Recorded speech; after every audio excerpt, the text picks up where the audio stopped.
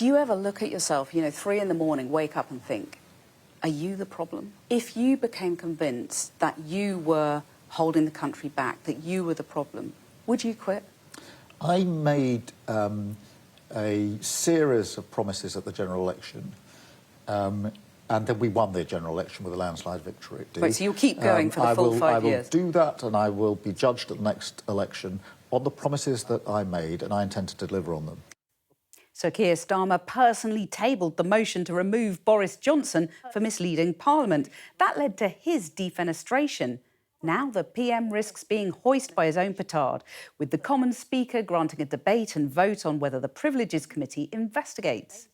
What my political opponents are doing tomorrow is a political stunt.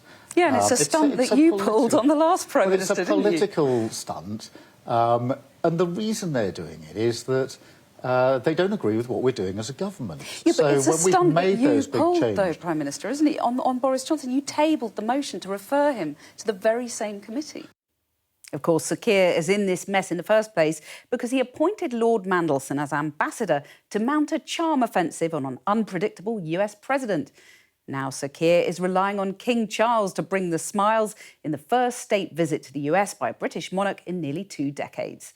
And on Trump's ill-fated war in Iran, the PM is rather less charm, more offensive, and with a daunting message to the British public. Are you worried about fuel and food shortages? Is that why you're chairing that committee? There is going to be an impact on the UK. There already is. And I think it's really important I level with the public that we are doing everything we can to get the Strait of Hormuz open, because obviously that is vital in terms of minimising the impact. But I don't want anybody to think that once the strait is open, that that's the end of the damage. It'll go on longer than that. But hang on a minute, I haven't answered my own question. I'd never let the politicians get away with that. Is this the end game? The PM insists it's not, but there is one person he would listen to on when to call it quits. I always listen to Vic. I think she was the one in the first place that basically said, why on earth would you want to go into politics? So if the Cabinet want him out, they know who to call. Hello! Hi. Welcome to my very first show. Hi, lovely to be here. It's great to see you both. We've got so much to discuss. Good to see you. We've got the interview with the Prime Minister, your friend. We've got the King arriving in the US, your friend. Yes. Oh, good luck to him. And so we'll discuss all of that. And we have the King of Satire, Armando Iannucci, arriving in the studio. Well, he's got lots to play with and what's happening just now. Exactly. I'm It's the looking thick of forward it. to the PM interview. Yeah. I want to hear everything you've got to say on it. No, it's quite revelatory. I'm having flashbacks to the Boris Johnson scenario. Much more from Helena and Penny later on in the show. But let's start with my interview with the Prime Minister, Sir Keir Starmer. I'm on my way to interview the Prime Minister here in Downing Street, and I really don't know what kind of state I'm going to find him in, because increasingly his MPs are getting very disgruntled with him. Even members of the Cabinet aren't there for him. So I imagine it's pretty lonely there in number 10. And I'm wondering if this could even be one of the final interviews he does as Prime Minister. So let's find out.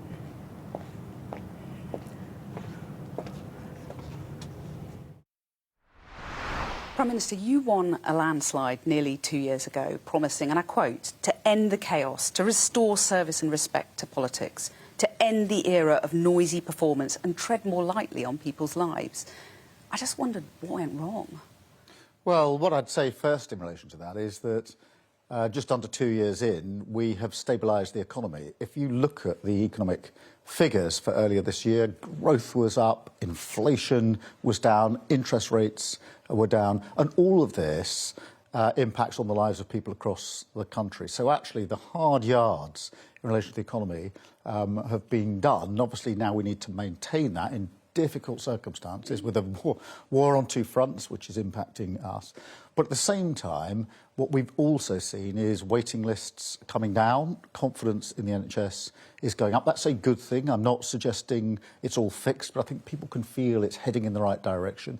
We're putting in place free school meals, free breakfast clubs, lifting the 2-child benefit limit so that hundreds of thousands of children will be lifted out of poverty. And on top of that, Employment Rights Act, the Renters' Rights Act, which is the biggest upgrade in the rights of people at work and those in rented accommodation for a generation. So there's a lot being going on, and you've which also will make a real change to people's lives. And you've also done more than a dozen U-turns on policies, that you haven't listed there. But you know what I'm referring to. Today, we now know that MPs are going to get a vote on a Privileges Committee investigation into whether you misled Parliament. Now, that's clearly the charge that brought Boris Johnson down.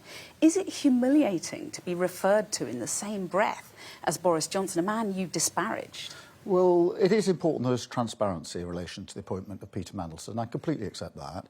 And there's a huge process already underway. It's called the humble address process, where literally thousands of documents are being put before Parliament, and we're complying with that in full. So the full picture is there under that process. The Foreign Affairs Select Committee, which Emily Thornberry chairs, is also calling evidence, and we're fully complying with that. So there's a huge amount of transparency there already. Quite right too. But what my political opponents are doing tomorrow is a political stunt. Yeah, and it's a stunt that you pulled on the last Prime Minister, didn't you? It's a political stunt. And the reason they're doing it is that they don't agree with what we're doing as a government. Yeah, but it's a stunt that you pulled, changes, though, Prime Minister, isn't it? On Boris Johnson, you tabled the motion to refer him to the very same committee. I think the circumstances are completely different. And in addition to the processes I've already set out, I personally was in Parliament last Monday for 2.5 hours answering I don't know how many questions on this, and again at Prime Minister's questions. So there's no lack of transparency here. But it is a political stunt. I think it's unfortunate that they're focusing on that because, we are facing a war on two fronts. I think people are they know that what's happening in Iran is going to impact their lives. It's my job to manage and support the country through that. So having a political stunt that adds absolutely nothing to the transparency we've got and I'll come to Iran. Is not good use of Parliament's time. I'll come to Iran, but if you're so confident that your conduct is so very different to Boris Johnson, why not just let the Privileges Committee investigate and you'll be proven right? Why are you whipping your MPs to vote against this call for an investigation? Well, because it's a stunt. And you are whipping your MPs against it. Well, we've got a meeting of the PLP later on tonight where that's usually determined on a Monday evening. But it is a stunt. We've got huge amounts of transparency going on already. And frankly, as Prime Minister and as a government, it is really important I focus on what matters to millions of people across the country. I know what they're feeling. They're feeling worried about what's happening in the Middle East. They don't like to see the damage that has already been caused. And deep down, I think, in their stomach, they feel this could impact me. My bills might go up, and they're looking to me and the government to say, what are you doing to manage that and make sure that the impact on our country is limited? That's why we're doing all the work on the Strait of Hormuz, and I etc. want to discuss that next. But just to finish on this point, because you've mentioned the Foreign Affairs Select Committee, your former Chief of Staff, Morgan McSweeney, is giving evidence there tomorrow. He denies telling civil servants, and I quote, to just approve Mandelson's appointment. Does that sound like the kind of language that he would use? No. I've known Morgan a very long time, and I'm sure he'll give his evidence tomorrow. I have no doubt about that. Right, you've never heard him drop the F-bomb? That isn't Morgan McSweeney. That's not the way he operates. Right. And when did you last communicate with him? 2 or 3 weeks ago, I think. We had a catch-up. I can't remember precisely. So you're still friends? Yes, I've known Morgan for a very long time.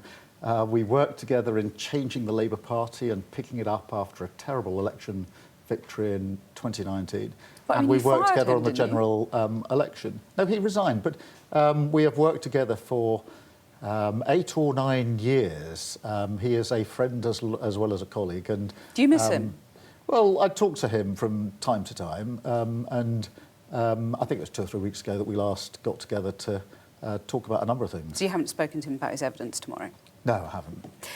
Well, let's talk about the bigger picture, US-UK relations and Iran, as you've rightly brought up. I mean, you appointed Lord Mandelson to charm Donald Trump, and now obviously the King this week has got to play nice with him. Let's just look at some of the things that Trump has said just in the last 6 weeks alone. He's repeatedly slagged you off. He's dismissed UK aircraft carriers as toys. He's threatened new tariffs. He's questioned Britain's sovereignty over the Falklands Islands. Is it time to stop pretending this man is an ally? Well, I think it's important, just as you went through that list, to remind ourselves what that's all about. I took a very clear decision at the outbreak of the conflict in Iran that the UK would not be dragged into the conflict. It was your Love Actually moment, wasn't it? Well, I'm the British Prime Minister. I act in the British national interest, and it's not in our national interest to get dragged into that war. What has happened since there is a huge amount of pressure has been applied to me to change my mind. But I'm not going to do so. Because and you're proud it's of that. not You're proud to have that difference with Trump. I'm the British Prime Minister and I act in the national interest of Britain. And it's really important that I make that absolutely clear. I drew a number of lessons from the Iraq War those many years ago, and we're not going to get dragged into a war which is not in our interest. And you've described, you've repeatedly said it's not our war. The problem is, as you already mentioned, it is affecting all of us, isn't it? And people are desperately worried about that. So you're chairing this crisis cabinet committee tomorrow. I wondered if you could just level with the British public. You know, are you worried about fuel and food shortages? Is that why you're chairing that committee? There is going to be an impact on the UK. There already is. And I think it's really important I level with the public that we are doing everything we can to get the Strait of Hormuz open, because obviously that is vital in terms of minimising the impact. But I don't want anybody to think that once the strait is open, that that's the end of the damage. It'll go on longer than that. And that's why we've got almost daily meetings of ministers and officials looking at how we manage the impact. At the moment, we're confident about supply. We have reopened a CO2 plant in the northeast. Airlines are telling us that they've got enough jet fuel at the moment. But when you say at the moment, for how long? Well, we monitor this all of the time, and they have told us so far that they've got the supplies that they need. But summer holidays could be in jeopardy. Well, that's why we manage it. I think what we'll see how long the conflict goes on. I can see that if there's more impact, people might change their habits, where they go on holiday this year, what they're buying in the supermarket, that sort of thing. So you are, I mean, really your message to the public is don't panic, but actually there may be some shortages of food and fuel. Don't panic, but we chose not to get involved in this war. That was the right thing to do, but we must protect the British people from the impact of it. That's why we have these meetings. I'm chairing the one tomorrow. I do that regularly. And that's looking across the piece. What more can we do? How do we manage the risks as we see them? It is important to say that because we got the economy into a better place, we are better placed to deal with this than we otherwise would have been. And if there are shortages, it's Trump's fault, basically. Well, look, we didn't go into this war, but I think for most people sitting at home... yes will suffice. Well, I think for them, they would say, and I think they're right in this, you're the Prime Minister, the fact you didn't take us into the war is I think most people say that's the right thing. They don't want to be in the war. That's absolutely right. But they would say, but it is your duty, working with your government, to help manage the risks and manage the situation so that it doesn't impact on me. And that's why we took the decision, for example, to lower energy bills and keep them lower by an average of about £100 until the end of June. So there are measures we've been able to take. So I think for the public, they don't want to hear me saying this was not our war. They want to hear me saying, I'm not getting dragged into this war, but I am going to manage the risk so that the impact on you is minimised. But you talk about trying to reopen the Strait of Hormuz. The fact is, as Trump has repeatedly pointed out, we don't have that much skin in the game because of the size of our defence industry. I mean, if you look at the fact, UK spends nearly 11% of GDP on welfare versus 2.4% on defence. That's way behind the US, Poland, Germany, just to name a few. I mean, you've delayed the defence investment plan. Where's the leadership, the sort of the urgency, the grit on that? Can I just give an answer in two parts to that, and I will answer both parts. The first is we are leading a coalition. So France and the UK have put together a coalition to do the hard work on getting the Strait of Hormuz open, and we've got over 40 countries to contribute to that. That is important, and that shows what you can do with international leadership. There are three components to that: the political and diplomatic work that we need to do, There's the logistics, because most of the vessels, the insurers are saying that they need help once the strait is open to get through and to manage the process. And but we haven't got the ships, have we? Well, no, let me deal precisely with that. We're also doing military planning, which is to have reassurance measures through a military mission led by the French and by the British, where a number of countries, a dozen already, have said we have got capability that we will put together, we will pool, so that we can have reassurance as ships go through the strait. So actually, there is a lot we can do internationally if we bring countries together. On your second point... hurrying up the defence investment plan. Yeah, well, the first thing it is important for me to point out is we've already increased defence spending to 2.6%. That is the biggest... Tiny compared to the US Well, or that's Germany. the biggest uplift since the sustained uplift since the Cold War. But we could be at war with Russia, within a year. We do need to go further. I've made commitments to NATO about going further. We're finalising the defence investment plan, which is actually a future-look plan as well. It's not just about how much you spend. It's strategically what do we need as a country. So we're finalising that. But, I'm not going to hide away from this. We are going to have to spend more. We've made that commitment to NATO, and the DIP is a step on that journey. The investment plan. Well, let's talk about domestic issues, because you've got these big elections next week. Labour is facing annihilation. Do you take personal responsibility for potentially thousands of councillors, Labour councillors, losing their seats? Well, firstly, let me say what fantastic candidates we've got, many of whom are councillors at the moment. And there's very much I'm proud of in this government, in what we've already delivered. But whether it's the day before the election or the day after the election, we'll obviously have to assess the results when we see them.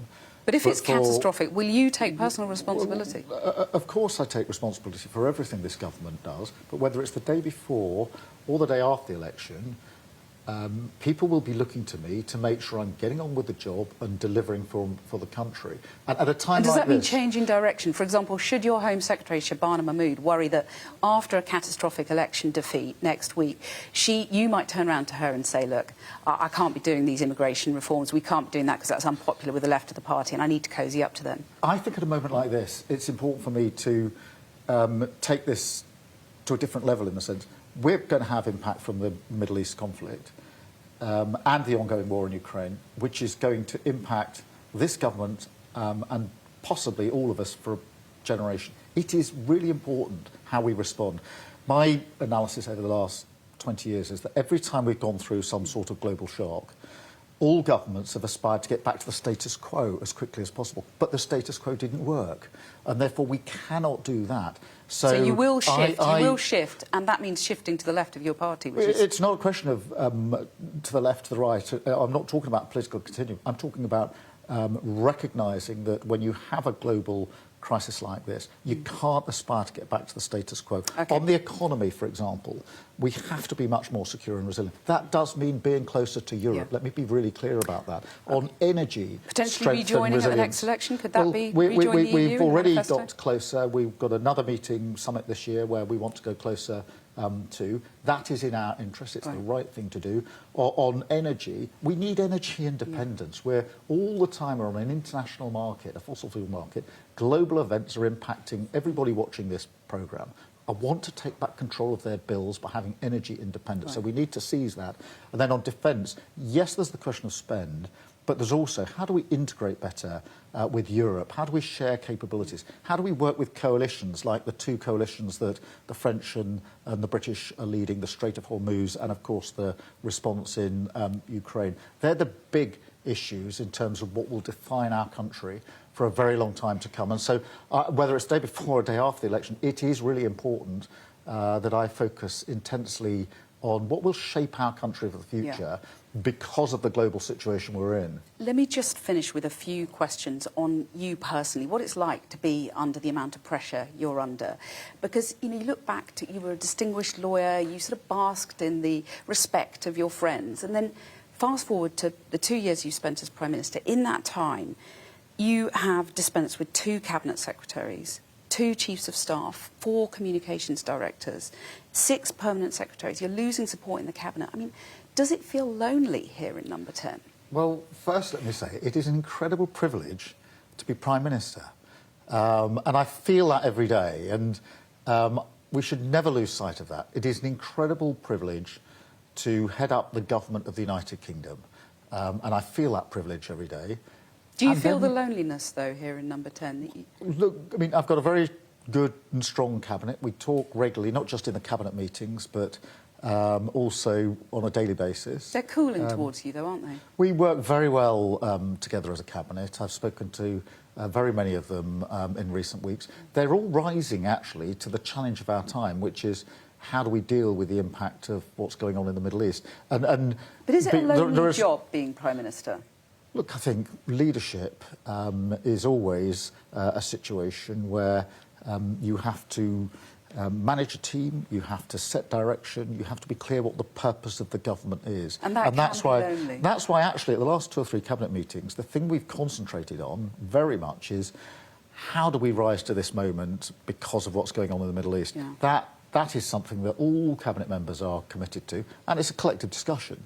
When you look at all those people who've gone from your government and from the civil service, do you ever look at yourself, you know, 3 in the morning, wake up and think, are you the problem? Well, I think it's important to put this in perspective.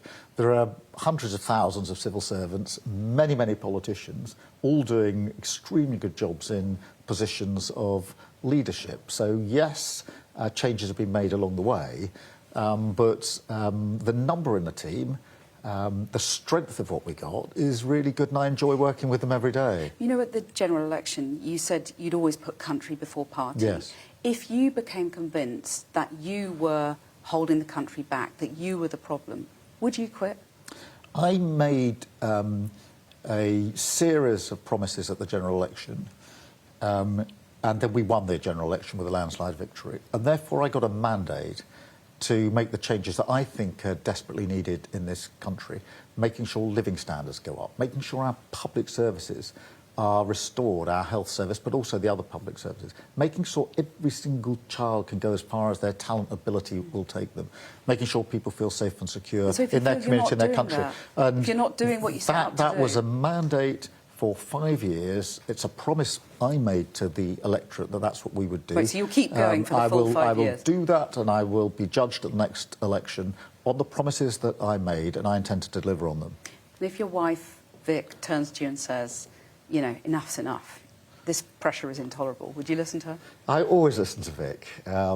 I think she was the one in the first place that basically said, why on earth would you want to go into politics? But she is an absolute... And your answer to that question now? She is an absolute rock, and I confide in her all of the time, and hers is the best advice. I'm just thankful that I've got her every day.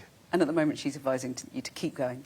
She is, yes, and we talk everything through, and it's fantastic. We've got also 2 fantastic kids, a 17-year-old and a 15-year-old. I can't tell you how much joy and happiness they bring. They are my pride and joy every single day, and that gives us... And we are in the flat just upstairs. It's our flat. There's no work meetings in there. When you go through the door, I stop being the Prime Minister and I pick up being Dad. It's a sanctuary. It's a sanctuary, and my children feel that their role in life is to laugh at me in almost everything I do. It is great. So, Keir Starmer, Prime Minister, thank you very much. Thank you.